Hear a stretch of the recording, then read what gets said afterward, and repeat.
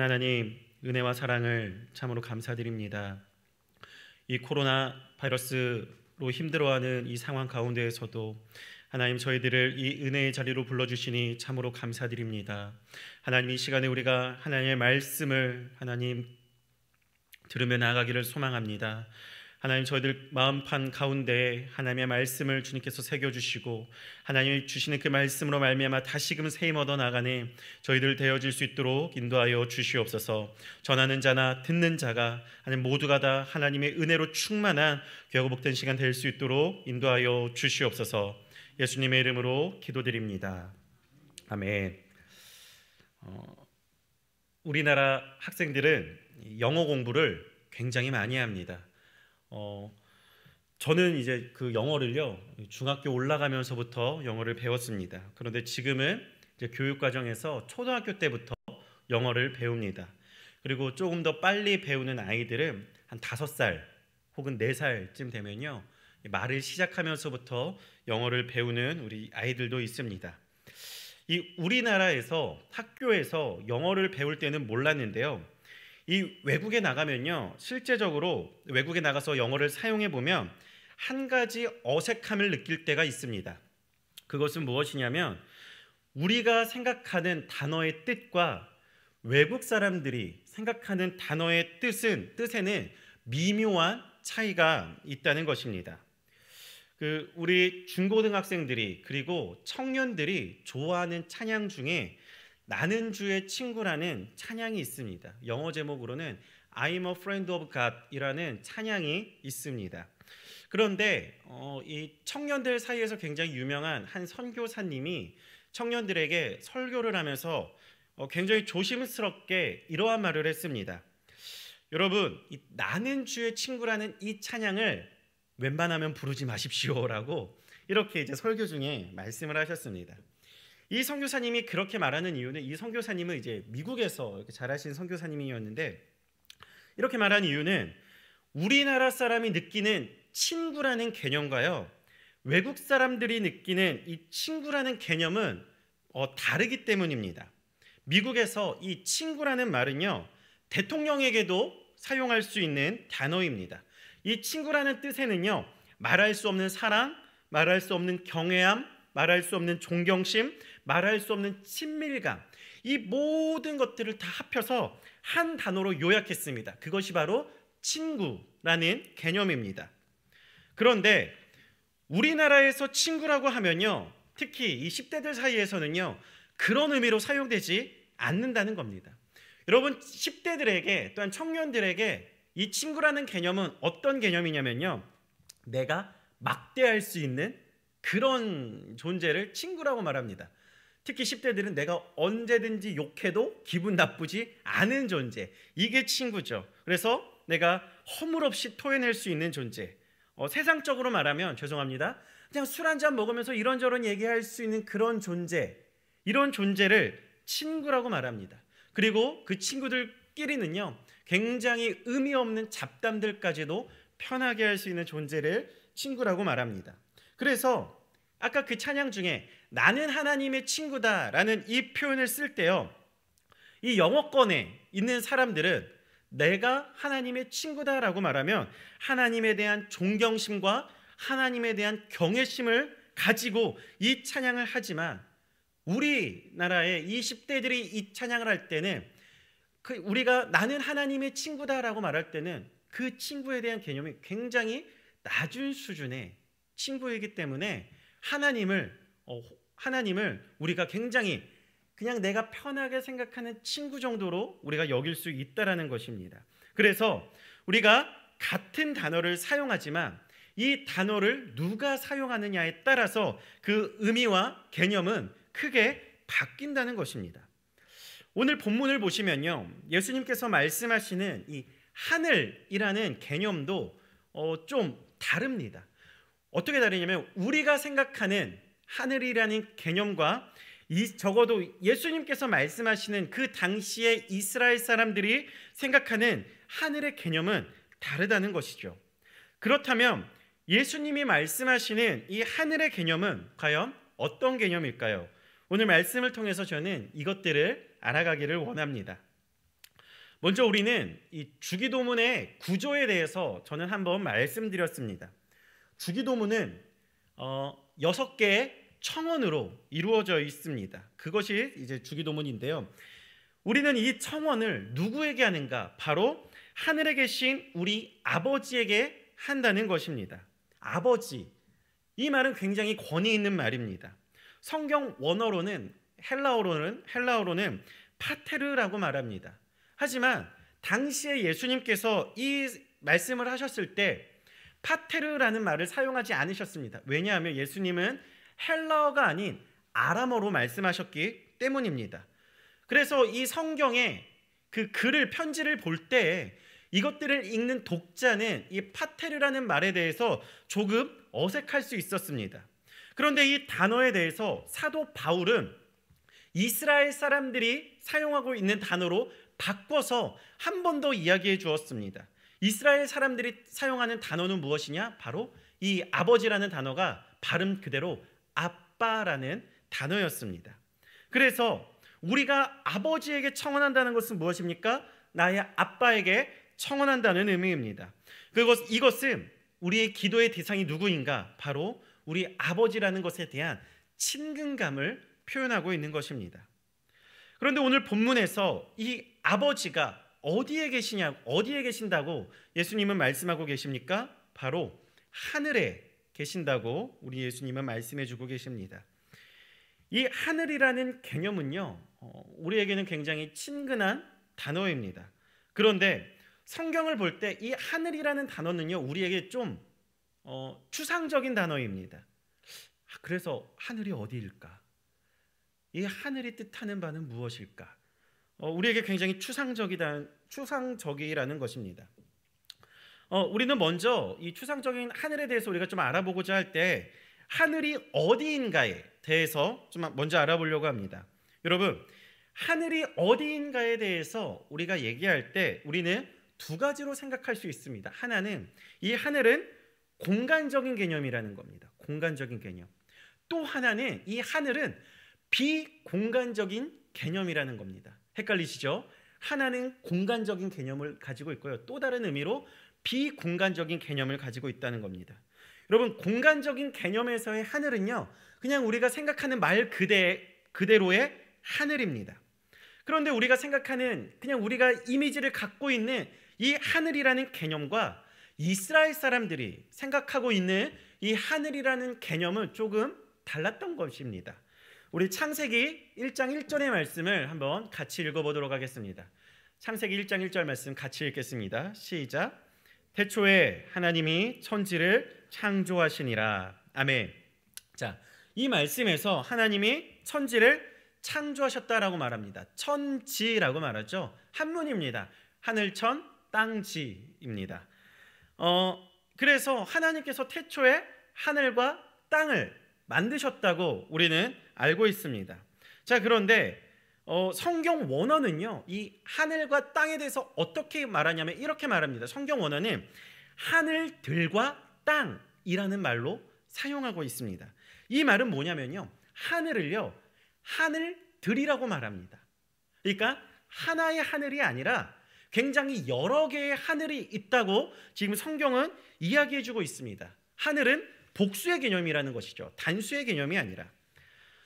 성경에서 이렇게 말하는 이유는 무엇이냐면요, 이 고대 이스라엘 사람들은요, 하늘을 세 개로 나눴습니다. 세 개. 하늘은 세 개의 하늘에 있다. 첫 번째 하늘은 어떤 하늘인가? 우리가 잘 알고 있는 그냥 새들이 날아다니는 하늘. 그 하늘을 첫 번째 개념으로 보았습니다. 두 번째 하늘은 무엇이냐면 그 위에 있는 해와 달과 별이 있는 하늘로 또 하나는 생각했습니다. 그리고 세 번째 하늘은 무엇인가? 그 위에 있는 하나님과 천사들이 있는 하늘로 생각했습니다. 그래서 과거 고대 이스라엘 사람들은 하늘을 세 가지의 하늘로 생각했다는 것입니다. 그래서 창세기 1장 1절에서는요, 하나님이 천지를 창조하셨다라고 말씀할 때 하늘이 하늘들로 기록되어 있는 것입니다. 왜냐? 하늘이 하나가 아니라 세 개이기 때문이죠. 우리가 구약 성경을 보면요, 하늘이라는 단어가 굉장히 많이 나옵니다. 구약 성경에 대략 420번 정도의 하늘이라는 단어가 나오는데 대략 이 약 420번 정도 나오는 이 하늘이라는 단어가 모두가 다 하늘들로 기록되어 있다는 것입니다. 이스라엘 사람들이 생각하는 하늘은 복수의 개념, 하나가 아니라 세 개의 하늘로 생각하고 있다는 것입니다. 이것이 이스라엘 사람들의 하늘에 대한 개념입니다. 자, 그래서 예수님이 하늘에 계신 우리 아버지여 라고 말씀하셨을 때 이스라엘 사람들이 생각했던 것은 몇 번째 하늘이었을까요? 첫 번째 하늘, 두 번째 하늘, 세 번째 하늘 중에 당연히 세 번째 하늘로 생각한다는 것이었습니다. 여러분, 이것은 무엇을 뜻하냐면요, 우리 하나님이 계시는 하늘은 어떤 하늘인가? 가장 높은 하늘이라는 겁니다. 또한 하나님은 어디에 계시는가? 가장 높은 곳에서 우리를 지켜보고 바라보신다. 이것이 이스라엘 사람들이 갖고 있는 하늘에 계신 우리 아버지여에 대한 의미였습니다. 모든 것을 하나님께서 지켜보신다.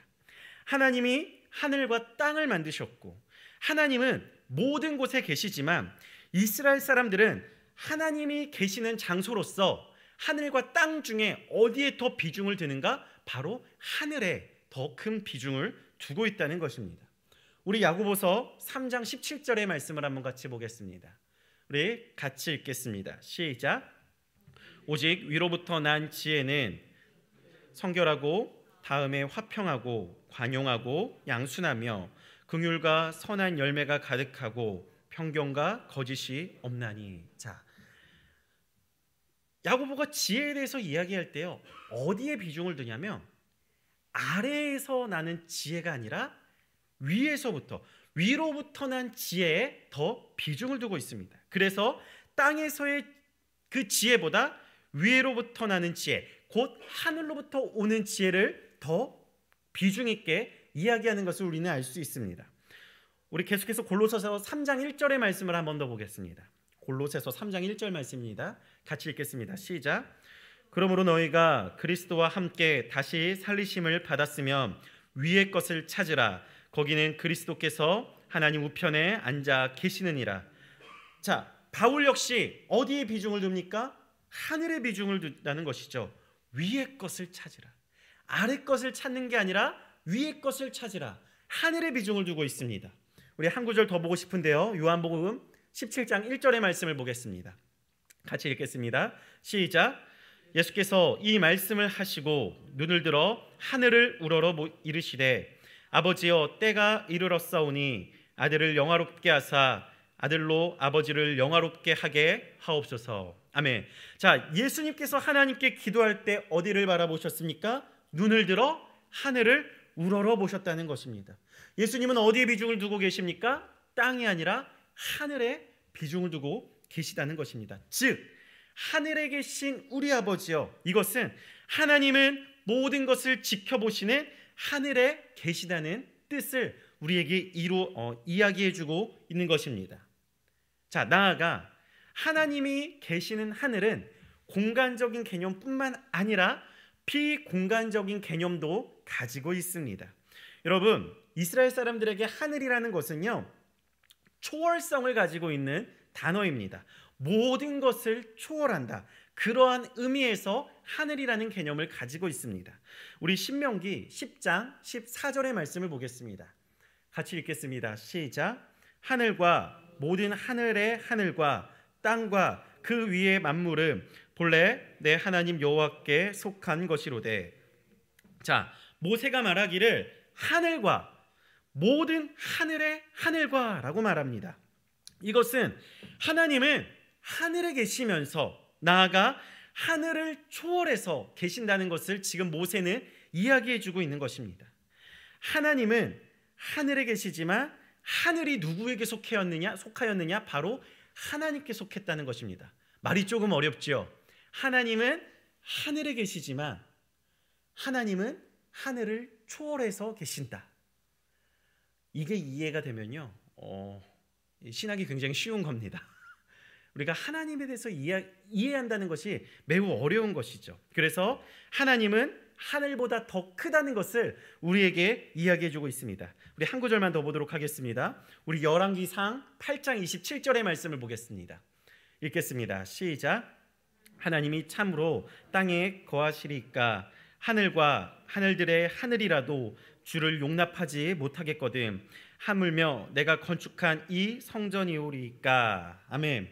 자, 이것은 솔로몬의 기도입니다. 솔로몬의 기도에서 이렇게 말하죠. 솔로몬이 하늘과 하늘들의 하늘이라도 주를 용납하지 못한다라고 말합니다. 이것이 무엇이냐면요, 하늘이, 그리고 그 하늘들의 하늘이 하나님을 품지 못한다는 것입니다. 이 말은 무엇이냐면 앞에서 말했듯이 하늘보다 누가 더 큰가? 바로 하나님이 더 크신 존재라는 것입니다. 하나님이 비록 하늘에 계시지만 하나님은 그 하늘을 더욱더 초월하시는 존재라는 것입니다. 이 두 말씀을 통해서 우리는 하나님이 하늘보다 더 크다는 것을 알 수 있다는 것이죠. 이 기독교 역사에서요, 가장 뛰어난 신학자라고 말하는 사람이 누구냐면 성 어거스틴이라는 사람입니다. 이 성 어거스틴이라는 사람은요, 자신의 이 고백록이라는 책에서 하나님의 초월성, 하나님의 위대하심을 이렇게 말합니다. 좀 어렵습니다. 이렇게 말합니다. 하나님으로 가득 채워진 그릇이라 해도 하나님을 제한할 수 없다. 이 그릇이 깨진다 할지라도 하나님은 넘치거나 흘러내리거나 쏟아지지 않는다라고 말합니다.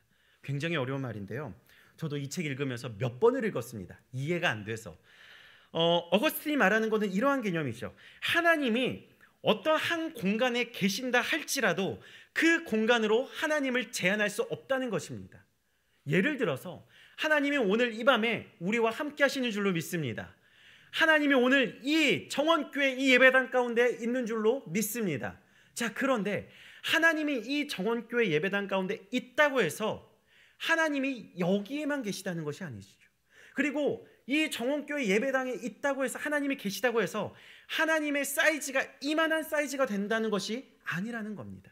하나님이 여기에 계시지만 하나님은 이 정원교회 예배당을 더욱더 초월해서 계신 분이라는 겁니다.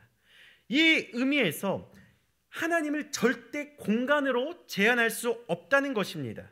우리 하나님 하늘에 계시지만, 첫 번째 말했던 공간적인 개념에서 하나님은 하늘에 계시지만 하나님을요, 그 공간적인 개념의 하늘로 제한할 수 없다는 것입니다. 그래서 이 하늘이라는 개념은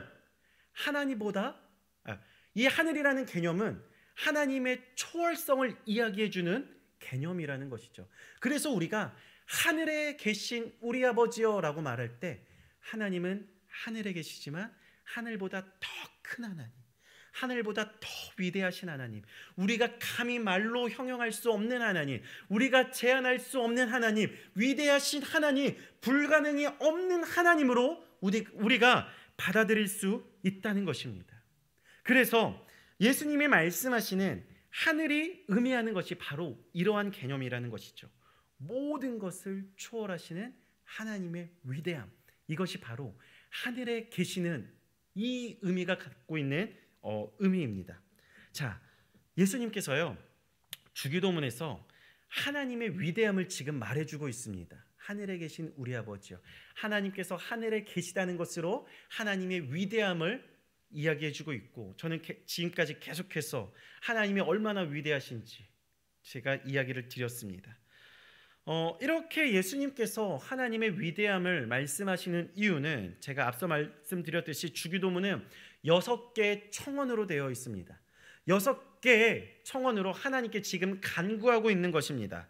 자, 이렇게 6개의 청원으로 되어 있는데 하나님은 우리의 모든 기도를 들어주시는 분으로서 하나님의 위대함을 지금 예수님은 이야기해주고 있는 것입니다. 나아가 우리의 기도를 초월하시는 분이시고, 나아가 불가능이 없다는, 우리가 어떠한 기도를 하나님께 할지라도 우리 주님은 불가능이 없고 제한이 없다라는 그 초월성을 이야기해 주기 위해서 예수님은 하늘에 계시다는 것을, 하나님께서 하늘에 계시다는 것을 강조해 주고 있는 것입니다. 나아가 하늘에 계신 우리 아버지요, 위대하신 그 하나님이, 모든 것을 초월하시는 그 하나님이 누가 된다? 바로 우리의 아버지가 된다는 것입니다. 나의 아빠가 되신다는 것입니다. 이것은 하나님은 위대한 분이시면서 우리에게 그 누구보다도 친근하신 아버지가 된다는 뜻입니다. 그렇기 때문에 우리가 하나님께 나아가면서 기도할 수 있는 것입니다. 여러분, 우리가 하나님과 친하지 않으면요, 어떻게 우리가 하나님께 기도할 수 있겠습니까? 우리가 하나님과 친하기 때문에, 하나님은 우리의 아버지가 되시고 하나님께서는 우리를 자녀 삼으셨기 때문에 그 친근감을 가지고 우리가 주님께 기도할 수 있는 것입니다. 그리고 우리가 그 하나님과의 친근감을 가지고 있기 때문에 우리가 어떠한 기도의 제목을 가지고 하나님께 나아갈지라도 하나님 우리의 기도를 들어 응답해 주시는 분이시고, 우리 주님은 제한이 없는 분이시기 때문에, 모든 것을 초월하시는 하나님이시기 때문에 우리의 기도에 응답하시는 줄로 믿습니다. 제가 대학 다닐 때요, 저희 학교, 제가 이제 신학교를 나왔는데요, 저희 학교에 이제 교목 실장으로 계셨던 교수님이자 목사님이 한 분 계셨습니다. 근데 저는 이 교수님을 굉장히 존경합니다. 왜 존경하냐면 이 교수님은 하나의 사명을 저희들에게 이야기해 주었습니다. 뭐냐면 자기가 이 학교의 교목실장으로 있으면서 나는 이 우리 학교에 있는 학생들의 이름과 얼굴을 다 외울 것이다 라는 것이 이 교수님의 사명이었습니다. 학교에 대략 한 1000명 넘는 학생들이 있는데요, 그 교수님은요 그 1000명의 학생들의 이름과 얼굴을 다 외우십니다. 그래서 제가 3학년 때 처음으로 이제 그 교수님의 수업을 들었는데요, 그 교수님께서 출석부를 보시기도 전에 학생 한 명 한 명의 이름을 불러가시면서 어떻게 지내니? 학교 생활은 잘하고 있니? 공부는 잘하고 있니? 라고 첫 번째 수업 시간에 다 물어보셨습니다. 물론 저에게도 물어보셨습니다. 김영렬, 너는 내 수업 처음 듣네. 3학년인데 학교 생활 그렇게 하면 안 되지 라고 저에게 이게 농담 삼아 너는 나를 피해 다니니? 라고 말씀하시면서 이야기하셨습니다. 저는 굉장히 놀랐습니다. 왜냐? 교수님과 단 한 번도 이야기하지 않았던 저를 교수님께서 기억하고 계셨기 때문에, 그리고 교수님께서 제 이름을 불러주셨을 때요, 제가 학교 다니면서 그 어느 때보다 기분이 좋았습니다. 왜냐? 그 교수님이 나를 알고 계시고 내 이름을 불러주셨기 때문에, 그리고 그 한마디로 저는 굉장히 큰 힘이 났습니다. 교수님이 저를 안다는 것만으로도 굉장히 기분이 좋은데, 여러분, 어떠한 유명한 사람이 나를 안다? 이거는 굉장히 기분 좋은 일입니다. TV에 나오는 어떤 한 유명한 연예인이 시상식에서 갑자기 제 이름을 말하면서 저를 지금까지 도와준 김영렬 목사님께 감사합니다 이러면요, 이거 정말 기분 좋죠. 물론 이런 일은 없지만요. 만약에 진짜 유명한 연예인이 그렇게 이야기하면 굉장히 기분이 좋을 겁니다. 그리고 사람들은 그 사람이 도대체 누구야? 라고 하면서 그 사람에 대해서 궁금함을 가지고 있을 것입니다. 그리고 저는 설교 시간에 간증하겠죠. 그 연예인이 내 이름을 이야기해 줬다고 저는 간증할 겁니다. 유명한 사람이 나를 아는 것, 우리에게 분명히 자랑거리입니다. 분명히 자랑거리입니다. 어딜 가나 이야기할 겁니다. 그런데 여러분, 우리가 기억해야 되는 것은 무엇이냐면요, 이것보다 더 자랑거리는 하나님이 우리를 아신다는 것입니다. 하나님이 우리를 아시고, 하나님이 우리의 이름을 아시고, 하나님이 우리의 모든 필요를 아신다는 것입니다. 왜냐? 하나님은 우리의 아버지가 되시기 때문입니다. 그리고 그 하나님은 어디에 계시는가? 하늘에 계신 하나님, 즉 모든 것이 능하신 하나님이시며, 모든 것을 초월하시는 하나님이시며, 모든 것이 가능하신, 불가능이 없으신 그 하나님께서 우리를 아신다는 사실입니다. 여러분, 그 하늘에 계신 우리 하나님이, 우리 아버지가 나를 아는데 여러분, 뭐가 문제겠습니까? 우리 안에 어떤 걱정이 있겠습니까? 그 걱정이 있다 하더라도 우리가 하나님께 나아가면, 하나님께 그 기도의 제목들을 가지고 나아가면 하늘에 계신 우리 아버지께서 들어주실 줄로 믿습니다. 우리가 모든 기도의 제목들을 가지고 나아가면 하늘에 계신 우리 아버지께서 들어주신 줄로 믿습니다. 그 하나님이 우리를 아십니다. 그 하나님을 의지하며 오늘 이 밤에 우리가 주님께 기도하며 나아가기를 간절히 소망합니다. 여러분 간절히 소망하는 것은, 제가 여러분에게 간절히 도전하는 것은, 여러분 주님을 믿고 의지하십시오. 우리 주님 불가능이 없으신 하나님이십니다. 기도하겠습니다. 살아계신 아버지 하나님,